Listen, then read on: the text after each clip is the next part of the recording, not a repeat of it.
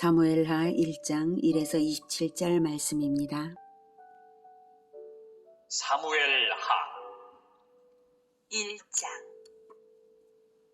사울이 죽은 후에 다윗이 아말렉 사람을 쳐 죽이고 돌아와 다윗이 시글락에서 이틀을 머물더니 사흘째 되는 날에 한 사람이 사울의 진영에서 나왔는데 그의 옷은 찢어졌고 머리에는 흙이 있더라.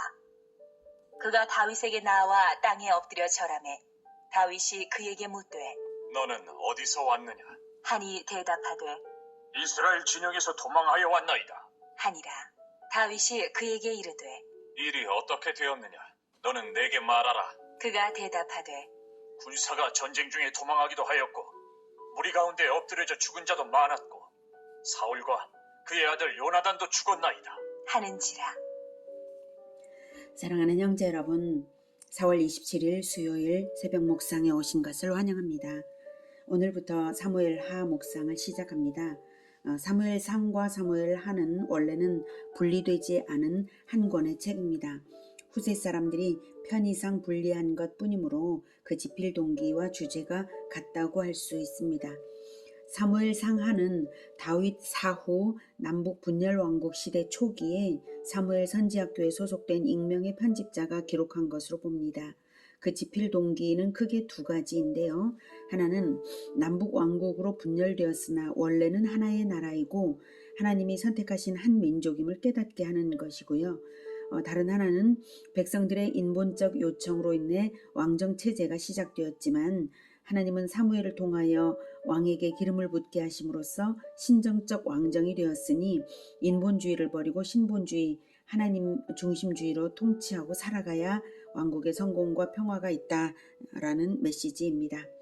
한마디로 하면 진정한 왕이신 하나님을 중심으로 하나로 통일되어서 한몸 공동체를 이루어 순종하며 살라는 뜻이죠. 왕국 분열의 초기에 참으로 안타까운 마음으로 이 책 사무엘상하를 썼음을 느낄 수가 있습니다. 그래서 다윗 왕국을 그리워하면서 다윗의 하나님 주권 최우선주의를 잘 드러내고요. 사울 왕의 인본적 어리석음과 악행을 드러냄으로써 인본적 왕과 신본적 왕의 차이를 견주어 준 것이 사무엘상의 주된 내용이었습니다. 이제 사무엘하는 적수가 사라진 이스라엘에서 다윗이 부상하며 왕으로 옹립되어 통치하는 과정을 보게 될 텐데요. 하나님을 너무나 사랑한 다윗 왕이 성전 건립을 소원했을 때에 하나님께서는 진정한 성전인 교회 공동체를 시작하실 그리스도를 다윗의 후손으로 보내셔서 영원한 왕이 되게 하시겠다는 언약을 주셨습니다. 그러나 그렇게 훌륭했던 다윗도 죄성으로 인해 실패하는 것을 이 책은 여과 없이 보여주고요. 그로써 진정 영원한 왕 그리스도만이 완전한 신정 왕국을 세우실 수 있다는 것을 깨닫게 합니다. 그러므로 사무엘하의 궁극적인 주제는 완전한 신정 왕국이 될 그리스도의 나라를 사모하며 기다리라는 것입니다. 사무엘하의 주제가 다윗 시대만 아니라 여기 지금 이 땅을 밟고 살아가는 모든 그리스도인들에게도 주는 메시지이고요. 다시 오실 영원한 왕 그리스도를 더욱 사모하며 하나님 주권 최우선주의로 살아가도록 가르치고 있습니다. 사무엘상 마지막 장에서는 이스라엘의 패전과 사울의 죽음과 장례를 보았는데요. 이 소식이 다윗에게 알려지면서 사무엘하가 시작이 됩니다. 다윗이 시글락을 노략한 아말렉을 무찌르고 돌아온 지 사흘째 날에 이스라엘군의 한 패잔병으로부터 그 소식을, 사울의 죽음 소식을 들었습니다. 5절부터 다윗이 자기에게 알리는 청년에게 묻되 사울과 그의 아들 요나단이 죽은 줄을 네가 어떻게 아느냐? 그에게 알리는 청년이 이르되 내가 우연히 길보아 산에 올라가 보니 사울이 자기 창에 기대고 병거와 기병은 그를 급히 따르는데 사울이 뒤로 돌아 나를 보고 부르시기로 내가 대답하되 내가 여기 있나이다 한즉 내게 이르되 너는 누구냐 하시기로 내가 그에게 대답하되 나는 아말렉 사람이니이다 한즉 또 내게 이르시되 내 목숨이 아직 내게 완전히 있으므로 내가 고통 중에 있나니 청하건대 너는 내 곁에 서서 나를 죽이라 하시기로 그가 엎드러진 후에는 살 수 없는 줄을 내가 알고 그의 곁에 서서 죽이고 그의 머리에 있는 왕관과 팔에 있는 고리를 벗겨서 내 죽대로 가져왔나이다. 하니라. 이 아말렉 청년이 말하는 것은 사실과는 다르지만 사울과 요나단이 죽은 것은 사실입니다. 사울의 왕관과 팔고리가 그의 죽음을 증명하죠. 사울의 죽음은 사울의 추격을 피해 도피 생활을 하는 다윗으로서는 기뻐할 소식이라고 여기고 그 아말렉 청년은 그렇게 말한 것인데요. 다음 순간 반전이 일어납니다. 11절. 이에 다윗이 자기 옷을 잡아 찢음에 함께 있는 모든 사람도 그리하고 사울과 그의 아들 요나단과 여호와의 백성과 이스라엘 족속이 칼의 죽음으로 말미암아 저녁 때까지 슬퍼하여 울며 금식하니라. 다윗이 그 소식을 전한 청년에게 묻되 너는 어디 사람이냐? 대답하되 나는 아말렉 사람, 곧 외국인의 아들이니이다. 하니 다윗이 그에게 이르되 네가 어찌하여 손을 들어 여호와의 기름 부음 받은 자 죽이기를 두려워하지 아니하였느냐? 하고 다윗이 청년 중 한 사람을 불러 이르되 가까이 가서 그를 죽이라. 하매 그가 침에 곧 죽으니라. 네, 아말렉 청년의 눈에 옷을 찢으며 금식하며 울며 슬퍼하는 다윗과 그 백성들의 모습이 얼마나 놀라운 장면이었을까요? 이 청년은 아말렉 사람이므로 정규군은 아니고 다만 용병이었을 것입니다. 게다가 아말렉은 하나님께서 모세 때부터 이미 심판을 하셨는데도 결코 회개가 없는 족속입니다. 그래서 모세 때부터 아말렉의 진멸이 이스라엘의 사명으로 아말렉의 진멸을 하나님께서 이제 사명을 주신 바가 있습니다. 그런 아말렉까지도 용병을 썼다면 사울의 불신앙이 군대 정책에도 반영이 된 것이죠.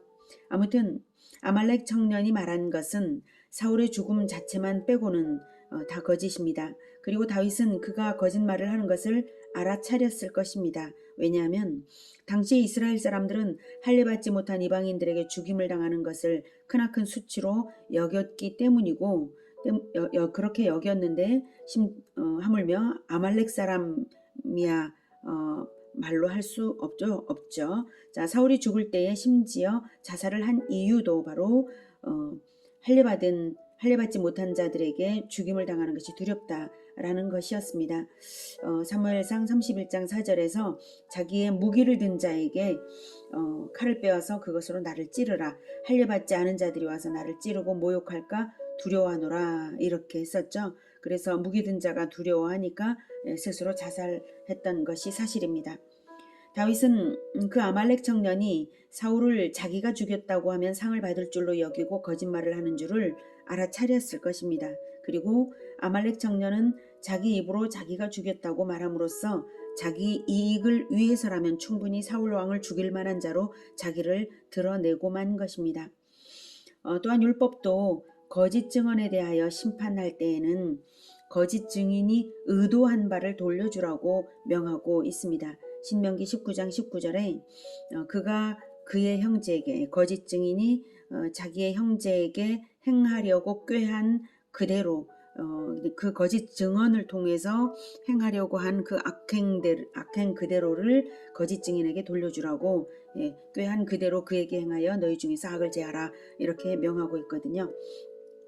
그래서 다윗은 아말렉 청년이 사울을 죽이지는 않았지만 사울의 죽음을 통해서 이익을 얻으려고 거짓말을 했기 때문에 아말렉 청년에게 사형을 이제 내린 것이고요. 그리고 가장 큰 죄는 그가 여호와의 기름 부음 받은 자 죽이기를 두려워하지 아니하였기 때문입니다. 그 무엇보다도 하나님의 주권이 최고의 권세이고 하나님의 주권으로 기름 부으심 받은 자를 두려워해야 한다는 그 원칙 때문입니다.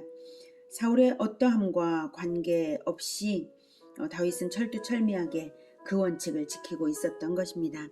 16절. 다윗이 그에게 이르기를 내 피가 내 머리로 돌아갈지어다. 내 입이 내게 대하여 증언하기를 내가 여호와의 기름 부음 받은 자를 죽였노라 함이니라 하였더라. 내 피가 내 머리로 돌아갈지어다. 이것은 내가 피 흘림을 당하는 것은 바로 너 자신의 책임이다 라는 말입니다. 이러한 다윗의 태도는 공명정대함과 지혜와 진리에 합당하여서 모든 백성들의 눈앞에 분명했을 것입니다.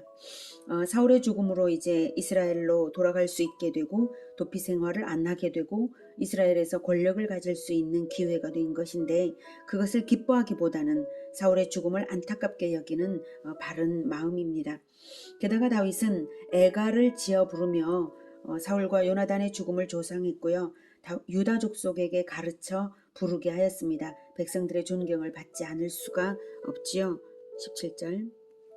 다윗이 이 슬픈 노래로 사울과 그의 아들 요나단을 조상하고 명령하여 그것을 유다 족속에게 가르치라 하였으니 곧 활노래라. 야살의 책에 기록되었으되. 네, 활노래라고 불리는 이유는 활 잘 쏘는 용사로 유명한 베냐민 지파에서도 용사 중에 용사였던 그러한 요나단과 사울에 대한 조가였기 때문이고요. 특별히 다윗이 속한 유다 족속에게 가르치라 명령한 것은 유다 지파가 그동안의 세월 동안 사울 왕에게 악감정을 가졌을 것이기에 그 마음을 바꾸게 하는 정치적 선의와 지혜입니다. 사도 바울도 우는 자들과 함께 울라라고 가르쳤습니다. 로마서 12장 14에서 21절에는 너희를 박해하는 자를 축복하라. 축복하고 저주하지 말라.